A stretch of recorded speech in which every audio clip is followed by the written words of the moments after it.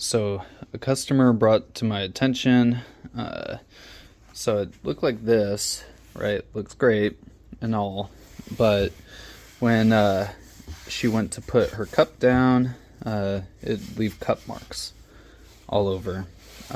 So what I decided to do is take all these off, the handles and all that, and I put a couple of coats of epoxy on there, on all of these. And yeah, there are little marks, nothing that can't be buffed out.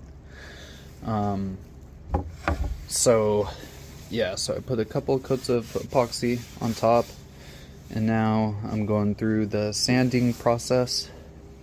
So I sanded this with 120. I'm gonna work through the grits, and then I'll put a final little thin coat of epoxy, and it will be good and done, and there won't be any room for watermarks or anything like that.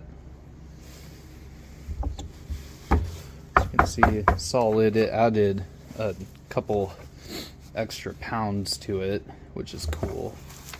So yeah, bottom, that's the natural wood on the bottom, but yeah, I'll get this one done first since I was a paying customer, and we'll see how it turns out. Okay, so a bunch of sanding, and I have it ready for the second coat. Try to get all of the little things out, but it's kind of hard.